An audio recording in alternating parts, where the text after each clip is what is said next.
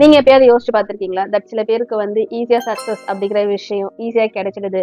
But சில பேர் எவ்வளவுதான் கஷ்டப்பட்டு வேலை செஞ்சாலும் அவங்க வாழ்க்கையில அவங்க கஷ்டப்பட்டுக்கிட்டே தான் இருக்காங்க அப்படிங்கறத. ஏன் அப்படி சில பேர் கஷ்டப்பட்டுட்டு இருக்காங்க அப்படிங்கிற விஷயத்த வந்து the power of subconscious mind by doctor Joseph Murphy இவங்களுடைய புக்ல இருந்து நான் உங்ககிட்ட சொல்றேன். அவங்களுடைய புக்கை தான் வந்து நான் ஃபர்ஸ்ட் படிச்ச புக்கு. ஸோ இதுல இருந்து தான் வந்து நான் சப்கான்ஷியஸ் மைண்ட் எப்படி ஒர்க் ஆகுது, கான்ஷியஸ் மைண்ட் எப்படி ஒர்க் ஆகுது அப்படிங்கிற விஷயத்த வந்து நான் தெரிஞ்சுக்கிட்டேன். அதன் மூலியமா ஏன் சில பேர் ஈஸியா சக்சஸ் ஆகுறாங்க, ஏன் எவ்வளவு கஷ்டப்பட்டாலும் ஒருத்தவங்க வாழ்க்கையில கடைசி வரையும் கஷ்டப்பட்டுட்டே இருக்காங்க அப்படிங்கிற விஷயத்த வந்து நான் தெரிஞ்சுக்கிட்டேன். சோ அந்த விஷயங்களை வந்து ஒரு சம்மரியா இந்த புக்ல என்னென்னலாம் சொல்லியிருக்காங்க அப்படிங்கறத ஒரு 7 பாயிண்ட்ஸ்ல உங்ககிட்ட நான் எக்ஸ்பிளைன் பண்றேன். சோ இந்த புக்கை பத்தின சம்மரி தெரிஞ்சுக்கணும்னா ப்ளீஸ் கண்டினியூ வாட்சிங். ஹாய் தங்கம்ஸ், welcome back to my channel. என்ன இப்பதான் நீங்க ஃபர்ஸ்ட் டைம் பாக்குறீங்கன்னா நான் பூவி. எனக்கு ஒரே இடத்துல ஸ்டக் ஆகி என் வாழ்க்கையில அழகான விஷயங்களை பார்க்காம போக விருப்பம் இல்ல. நீங்களும் அப்படி இருக்கீங்களா? எதுக்கு வெயிட்டிங்? சப்ஸ்கிரைப் பண்ணி பக்கத்துல இருக்க பெல் ஐகான் கொடுத்து வச்சுக்கோங்க. அப்போதான் நான் போடுற வீடியோ உங்களுக்கு நோட்டிபிகேஷனா வரும். எப்பெல்லாம் ஃப்ரீயா இருக்கீங்களோ அப்பெல்லாம் பார்க்கலாம். இல்லையா வேலை செஞ்சுட்டே கேட்கலாம். ஃபர்ஸ்ட் திங், நீங்க உங்ககிட்ட என்ன ரிப்பீட்டடா சொல்லிக்கிட்டே இருக்கீங்களோ அந்த விஷயத்த தான் உங்களோட சப்கான்ஷியஸ் மைண்ட் வந்து பிலீவ் பண்ணும். ஹோப் உங்களுக்கு வந்து சப்கான்ஷியஸ் மைண்ட், கான்ஷியஸ் மைண்ட் நமக்கு 2 இருக்கு அப்படிங்கிறது தெரிஞ்சிருக்கும் நான் நம்புறேன். அப்படி தெரியாதவங்களுக்கு ஒரு சின்ன எக்ஸ்பிளனேஷன் நான் சொல்லணும்னா, கான்ஷியஸ் மைண்ட் அப்படிங்கிறது இப்ப நான் பேசிட்டு இருக்கேன்ல, என்னென்ன வார்த்தைகளை சொல்லி நான் பேசணும் அப்படின்னு சொல்லி நான் வெளியே ஒரு விஷயங்கள் பண்ணிட்டு இருக்கேன்ல, சோ இந்த வார்த்தைகளை இப்படிதான் பேசணும் அப்படின்னு சொல்லி நான் பேசுறது, அதே மாதிரி இந்த டைம்ல இந்த வேலையை நான் இப்ப செய்ய போறேன் அப்படிங்கிறது, இந்த மாதிரி விஷயங்கள் எல்லாமே வந்து நம்ம கான்ஷியஸா டெசிஷன் எடுக்கிறது நம்ம சொல்லுவோம். கான்ஷியஸ் மைண்ட் வந்து அந்த டைம்ல நமக்கு ஒர்க் ஆகும். இதே சப்கான்ஷியஸ் மைண்ட்னு வச்சுக்கோங்களேன், நம்ம கிட்ட ஒருத்தன் பேசிக்கிட்டே இருப்பான் எப்பவுமே. நம்ம அமைதியா இருக்கிற டைம்ல பாருங்களேன், ஒரு குரல் கேட்டுக்கிட்டே இருக்கும்ல, அது யாருன்னு நினைக்கிறீங்க? நம்மளுடைய குரல் தான் நம்ம கிட்ட பேசிட்டு இருக்கு. அண்ட் நாம நம்மளுடைய சப்கான்ஷியஸ் கிட்ட நம்ம வந்து பேசிட்டு இருக்கோம். ஸோ அந்த சப்கான்ஷியஸ் மைண்டுக்கு தான் வந்து பவர் ரொம்ப அதிகம்னு சொல்லுவாங்க. ஏன்னா நம்ம அதுகிட்ட என்ன வந்து நம்ம ரிப்பீட்டடா சொல்லிக்கிட்டே இருக்கிறோமோ அதை வந்து அதை நம்ப ஆரம்பிக்கும். அது நம்ப ஆரம்பிக்கிறதுக்கு ஏற்ற மாதிரியான ரிசல்ட்டை வந்து நம்ம இந்த வெளி உலகத்துல வந்து நம்ம வந்து பார்க்க ஆரம்பிப்போம். ஃபார் எக்ஸாம்பிள், நம்மளோட சப்கான்ஷியஸ் மைண்டை வந்து ஒரு உழுவுற நிலமா வந்து நீங்க எடுத்துக்கோங்க. ஸோ அந்த நிலத்துல நீங்க என்ன மாதிரியான விதைகளை போடுறீங்களோ அதுக்கான செடியோ மரமோ தான் முளைக்கும்.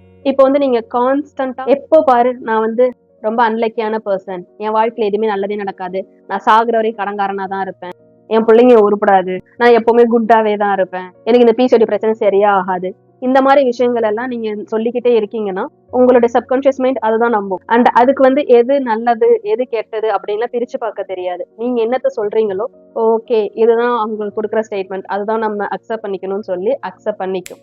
ஆன் தி அதர் ஹேண்ட், இப்போ வந்து நீங்க ரிப்பீட்டடா உங்ககிட்ட நான் வந்து க்ரோ ஆகிட்டு இருக்கிறேன், என் லைஃப்ல நான் நிறைய விஷயங்கள் கத்துட்டு இருக்கிறேன், எனக்கு நடக்கிற விஷயங்கள் எல்லாம் நல்லதே தான் நடந்துட்டு இருக்குது, என்னோட இந்த பிரச்சனைக்கு சொல்யூஷனை நான் கண்டுபிடிச்சிடுவேன் அப்படின்னு நீங்க உங்ககிட்ட ரிப்பீட்டடா சொல்றப்போ, அப்போ ஒரு பிரச்சனை இருக்கு அப்படின்னா அந்த பிரச்சனைக்கான சொல்யூஷனை ஆட்டோமேட்டிக்கா உங்க லைஃப்ல அது காட்ட ஆரம்பிக்கும். ஸோ இது மூலயமா உங்களுக்கு ஒரு பிரச்சனையை சால்வ் பண்றதுக்கான ஆப்பர்ச்சுனிட்டிஸை இந்த யூனிவர்ஸ் வந்து உங்களுக்கு காட்ட ஆரம்பிக்கும். இன்ஸ்டெட் ஆஃப் ப்ராப்ளம்ஸை மட்டுமே உங்களுக்கு கொடுத்துட்டு இல்லாம. ஸோ உங்ககிட்ட நீங்க பேசுறது தான் அதிகம். உங்களை சுத்தி மத்த யாருக்கிட்ட நீங்க பேசுறதை விட உங்க கூட நீங்க பேசுறது தான் அதிகம். So choose wisely. உங்ககிட்ட நீங்க பேசுற வார்த்தைகளை ரொம்ப பார்த்து பேசுங்க அப்படிங்கிற விஷயத்த இந்த புக்ல வந்து ஷேர் பண்ணியிருக்காங்க. அண்ட் செகண்டா, இமேஜினேஷன் வந்து உங்களுடைய ஆக்ஷனை இன்ஃப்ளூயன்ஸ் பண்ணுதுன்னு சொல்றாங்க. ஃபார் எக்ஸாம்பிள், ஒரு அத்லீட் வந்து அவங்க ஒரு ரன்னிங் ரேஸ் போறாங்க, அதுல வந்து அவங்க வின் பண்ண மாதிரி இமேஜின் பண்ணி பார்த்திருப்பாங்க, அந்த மாதிரி அவங்க வின் பண்ணிருப்பாங்க. அண்ட் இப்போ ஒரு ஸ்டேஜ்ல ஏறி பேசுற ஒரு நல்ல ஸ்பீக்கரா இருக்காங்க அப்படின்னா அவங்க வந்து பேசுறதுக்கு முன்னாடி நான் இப்படி எல்லாம் பேச போறேன், இந்த இடத்த நான் வந்து ஹோல்ட் பண்ணுவேன், இந்த இடத்த வந்து நான் பாஸ் பண்ணுவேன், இந்த இடத்த வந்து நான் கொஸ்டின் கேட்பேன், இந்த மாதிரி விஷயங்கள் எல்லாம் அவங்க ப்ரிப்பேர் பண்ணி அவங்க மைண்ட்ல வந்து நான் இப்படிதான் ப்ரெசென்ட் பண்ண போறேங்கிற விஷயத்த அவங்க ரீகால் பண்ணி வச்சுட்டு அந்த மாதிரிதான் வந்து ஸ்டேஜ்ல பெர்ஃபார்ம் பண்றப்ப அவங்க நல்ல ஒரு ஸ்பீச் கொடுத்துட்டு போயிருப்பாங்க. அதே மாதிரிதான் ஸ்டூடெண்ட்ஸ் வந்து இந்த சப்ஜெக்ட்ல நான் இவ்வளவு மார்க் எடுத்துடுவேன், கண்டிப்பா இந்த எக்ஸாம்ல நான் வந்து கிளியர் பண்ணிடுவேன் அப்படிங்கிற ஒரு இமேஜினேஷனோட அவங்க இருக்கிறப்போ அதுக்கேற்ற மாதிரி படிச்சு அவங்க வந்து அந்த எக்ஸாமை கிளியர் பண்ணிருப்பாங்க. ஸோ உங்களோட இமேஜினேஷன், நீங்க எந்த மாதிரி விஷுவலைஸ் பண்ணி பாக்குறீங்களோ உங்க லைஃபை, அந்த மாதிரியான விஷயங்களை செய்யறதுக்கான ஆக்ஷன்ஸை ஆட்டோமேட்டிக்கா நீங்க எடுக்க ஆரம்பிப்பீங்க. அந்த விஷுவலைசேஷனுக்கு ஏத்த மாதிரி உங்களுடைய மைண்ட் வந்து ப்ரிப்பேர் பண்ணும், நான் இப்படி எல்லாம் ஓடணும் அப்படின்னு சொல்லி. அப்படி பார்த்தோம்னா அப்ப நான் வந்து விஷுவலைஸ் பண்ணா மட்டும் போதுமா அப்படின்னு கேட்டீங்கன்னா அப்படி கிடையாது. நீங்க எந்த மாதிரி விஷுவலைஸ் பண்றீங்களோ அதுக்கான ஆக்ஷனை நீங்க கன்சிஸ்டன்டா போட்டுட்டு இருக்கிறப்ப அதுக்கான ரிசல்ட்டை கண்டிப்பா நீங்க 100% பார்ப்பீங்க. ஸோ உங்களுக்கு ஒரு சக்சஸ் வேணும்னா நீங்க சக்சஸ் ஆனதுக்கு அப்புறம் அந்த இடத்த நீங்க எப்படி இருப்பீங்க அப்படிங்கறத நீங்க இமேஜின் பண்ணி பாருங்க. அப்படி நீங்க இமேஜின் பண்ணீங்கன்னா அதுக்கேற்ற ஆக்ஷன் நீங்க எடுக்க ஆரம்பிப்பீங்க அப்படின்னு வந்து இந்த புக்ல ஷேர் பண்ணிருக்காங்க. தேர்டா, fear grows when you feel it அப்படின்னு சொல்றாங்க. இப்போ நான் வந்து ஒரு இன்டர்வியூ போறேன் அப்படின்னா போறப்ப நான் பஸ்ஸை மிஸ் பண்றேன், என்ன பண்றது? பஸ்ஸை பிடிச்சி இப்போ நான் ஒரு ட்ரெயின் பிடிக்க போனோம் அப்படின்னு இந்த ட்ரெயினை மிஸ் பண்றேன், என்ன பண்றது? இல்ல அங்க ஆஃபீஸ் போனதுக்கு அப்புறம் அங்க ஒரு செக்யூரிட்டி கார்டு வந்து என்ன ஸ்டாப் பண்ணிட்டேன், என்ன பண்றது?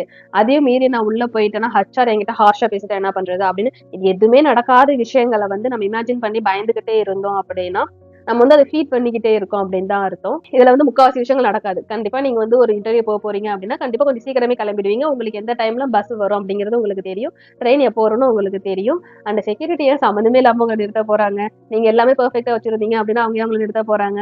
அண்ட் நீங்க வந்து கான்ஃபிடென்ட்டா உங்களுடைய பதில நீங்க சொன்னீங்கன்னா ஹச்ஆரே அவங்களை ரிஜெக்ட் பண்ண போறாங்க.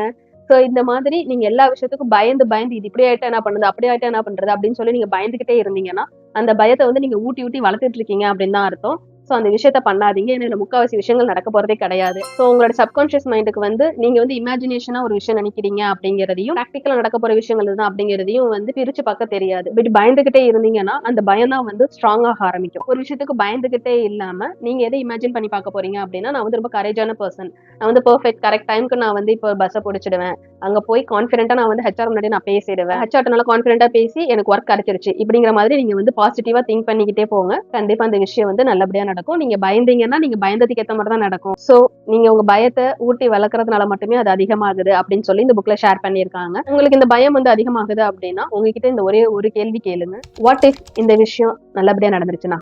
இந்த ஒரு கொஸ்டின் உங்களுடைய பெர்ஸ்பெக்டிவே மாத்தி உங்களுடைய நம்பிக்கையை அதிகப்படுத்தி உங்க பயத்தை குறைக்கும் அப்படின்னு இந்த புக்ல ஷேர் பண்ணியிருக்காங்க. ஃபோர்த் இம்பார்ட்டன்ட் விஷயம், gratitude changes your mind.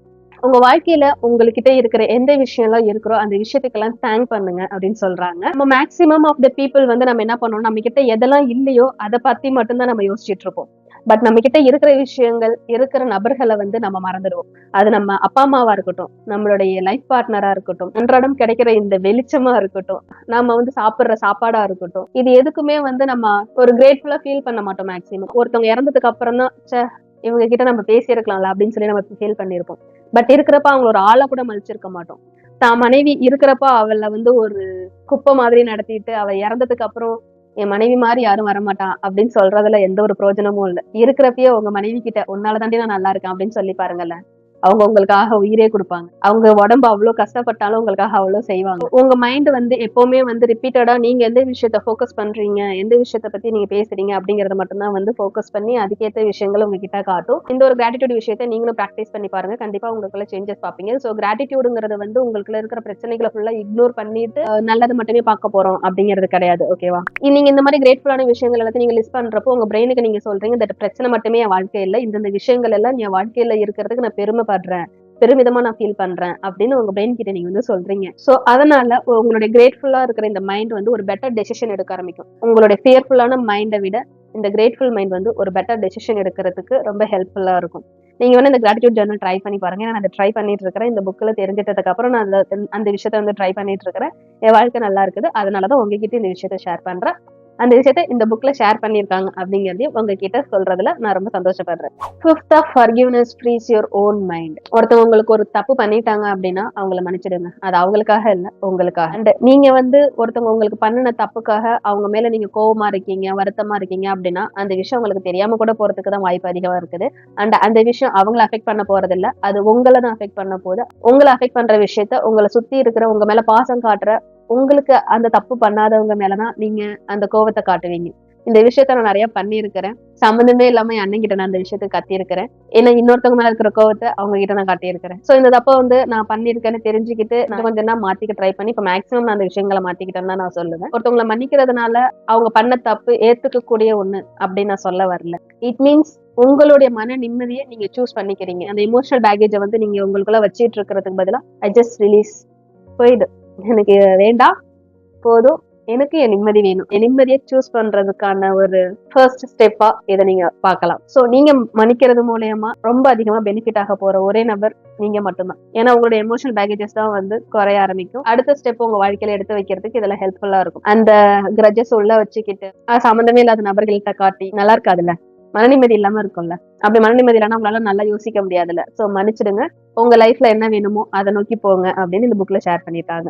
சிக்ஸ்தா, have create your future. உங்களோட சப்கான்ஷியஸ் மைண்டுக்கு ரிப்பீட்டடா ஒரு விஷயம் என்ன பண்றோமோ அது ரொம்ப பிடிக்கும். 21 நாள் ஒரு விஷயத்த பண்ணுங்க, அது உங்களுக்கு பழக ஆரம்பிச்சிடும், அது வந்து உங்களுக்கு ஒரு ஹேபிட் ஆக ஆரம்பிச்சிடும் சொல்லுவாங்க. நீங்க ஒரு ஜேர்னலிங் பண்றதா இருக்கட்டும், எக்ஸசைஸ் பண்றதா இருக்கட்டும், யோகா பண்றதா இருக்கட்டும், மெடிடேஷன் பண்றதா இருக்கட்டும், இதெல்லாம் வந்து நீங்க ரெகுலரா பண்ண ஆரம்பிச்சு நீங்க பண்ணிட்டே இருக்கிறப்போ ஸ்டார்டிங்ல கண்டிப்பா புதுசா ஒரு விஷயம் பண்றப்போ ரொம்ப அன்கம்ஃபர்டபுளா ஃபீல் பண்ணுவீங்க. உங்க பிரெயின் வந்து உங்களை ஸ்டாப் பண்ண பார்க்கும். பட் அதெல்லாம் மீறி நீங்க பண்ண ஆரம்பிச்சு நீங்க ரிப்பீட்டடா பண்றப்போ அதை நீங்க பண்ணாம இருக்கிறப்போ தான் வந்து ஏன் இதை பண்ணல அப்படின்னு சொல்லி உங்களுக்கு ஃபீல் ஆக ஆரம்பிக்கும். நீங்க ஒரு 21 நாள் நீங்க ட்ரை பண்ணி பார்த்துட்டு திடீர்னு நீங்க ஸ்டாப் பண்ணீங்க அப்படின்னா உங்களுக்குள்ளே அந்த டிஃபரன்சஸ் வந்து நீங்க பார்க்க ஆரம்பிப்பீங்க. ஸோ இந்த மாதிரியான சின்ன சின்ன விஷயங்கள் எல்லாம் பார்ட் ஆஃப் யுவர் ஐடென்டிட்டியா வந்து வர ஆரம்பிச்சிடும். அதுக்கு எக்ஸாம்பிளா நான் சொல்லணும்னா, நான் என் பிசிஓடி ரெகுலர் பண்ண விஷயத்த வந்து நான் சொல்லுவேன்.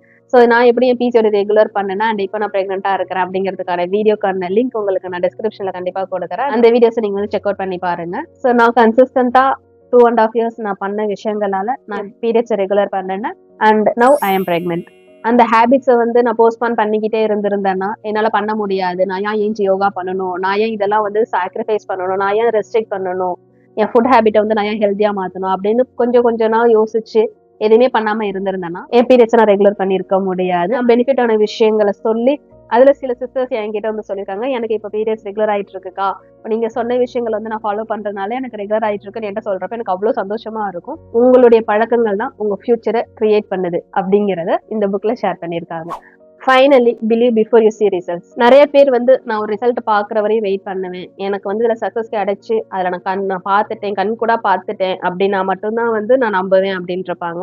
பட் கான்ஃபிடன்ஸ் தான் ஃபர்ஸ்ட் வரும். ஒரு பிசினஸ் ஓனர் எடுத்துக்கிட்டாங்கன்னா அவங்க ஒரு விஷயம் ஸ்டார்ட் பண்றாங்கன்னா அவங்க நம்புவாங்க தட் அவங்களுக்கு கஸ்டமர் கண்டிப்பா வருவாங்க அப்படின்னு சொல்லி. ஒரு யூடியூப் சேனல் புதுசா ஸ்டார்ட் பண்றாங்க, எந்த ஒரு பேக்ரவுண்டுமே இல்லாம ஸ்டார்ட் பண்றாங்க அப்படின்னா அந்த பர்சன் பிலீவ் பண்ணுவாங்க எனக்கு சப்ஸ்கிரைபர்ஸ் ஏறுவாங்க அப்படின்னு சொல்லி. அதுல ஒன் ஆஃப் த பர்சன் தான் வந்து நானும் ஜீரோல இருந்து ஸ்டார்ட் பண்ணினேன். என்னுடைய வீடியோஸும் ரொம்ப என்டர்டைன் பண்ற மாதிரிலாம் இருக்காது, லைக் vlogs இந்த மாதிரி இருக்காது. லைஃப் எக்ஸ்பீரியன்ஸை வந்து நான் ஷேர் பண்றதுக்காக ஸ்டார்ட் பண்ண விஷயம். என்னோட நம்பிக்கையால எனக்கு வந்து 1000+ சப்ஸ்கிரைபர்ஸ் இருக்காங்க அப்படின்னு என்னால பெருமையா சொல்ல முடியும். ஸோ நீங்க நம்புற விஷயம், உங்களுக்கு நீங்க ரிசல்ட்டை பாக்குறதுக்கு முன்னாடி நம்புற விஷயம் வந்து பெர்ஃபெக்டா இருக்கிறது அப்படி கிடையாது. நீங்க வந்து கன்சிஸ்டன்டா ஒரு எஃபோர்ட் போட்டுக்கிட்டே இருக்கீங்க ஒரு விஷயத்துக்கு அப்படின்னா அதுக்கான பலனை கண்டிப்பா நீங்க அடைவீங்க. நீங்க நம்புறதுனால மட்டுமே அதுக்கான ரிசல்ட்டை நீங்க பார்க்க ஆரம்பிப்பீங்க. சோ நம்புங்க. நீங்க ஒரு விஷயம் பண்ண போறீங்க, ஒரு விஷயத்தை எடுத்து பண்ண போறீங்க அப்படின்னா அந்த விஷயத்த நீங்க நம்புங்க அப்படின்னு சொல்லி இந்த புக்ல சொல்லியிருக்காங்க. நான் சொன்ன இந்த 7 விஷயங்களையும் இந்த புக்ல வந்து ஷேர் பண்ணிருக்காங்க. இதோட ஃபுல் டீடைல்டு சம்மரி படிக்கணும்னா அந்த power of subconscious mind by doctor Joseph மர்ஃபியை வந்து நீங்க வாங்கி படிச்சு பாருங்க. ரொம்ப ஹெல்ப்ஃபுல்லா இருக்கும். என் வாழ்க்கையோட டேர்னிங் பாயிண்ட் இந்த புக்ல இருந்து தான் ஆரம்பிச்சதுன்னு நான் கண்டிப்பா சொல்லுவேன். ஸோ இந்த மாதிரி புக்குக்கான சம்மரிஸை கேட்கணும், அது தெரிஞ்சுக்கிட்டு நீங்க வாங்கி படிக்க ஆசைப்படுறீங்க அப்படின்னா அதை கண்டிப்பா கமெண்ட் செக்ஷன்ல சொல்லுங்க. ஸோ தட் எனக்கு ஹெல்ப்ஃபுல்லா இருக்கும். நானும் அடுத்து நான் படிச்ச புக்ல இருந்து அந்த புக்குடைய சம்மரியை உங்ககிட்ட எக்ஸ்பிளைன் பண்றேன். அண்ட் நீங்க அதை வாங்கி படிக்கணும்னு நினைச்சீங்கன்னா கண்டிப்பா வாங்கி படிச்சு நீங்களும் வந்து பெனிஃபிட் ஆகுங்க. உங்களுக்கு இந்த வீடியோ பத்தின கருத்து ஏதாவது இருந்தா கண்டிப்பா கமெண்ட் செக்ஷன்ல சொல்லிட்டு, உங்களுக்கு இந்த வீடியோ பிடிச்சிருந்தா கண்டிப்பா லைக் பண்ணுங்க. உங்களுடைய ஃப்ரெண்ட்ஸ் யாராவது புக் படிக்கிறவங்க இருக்காங்க அப்படின்னா அவங்களுக்கு இந்த வீடியோவை ஷேர் பண்ணுங்க. அடுத்த வீடியோல வேறொரு டாபிக்ல உங்களை நான் மீட் பண்ற வரை shine like a star. Bye.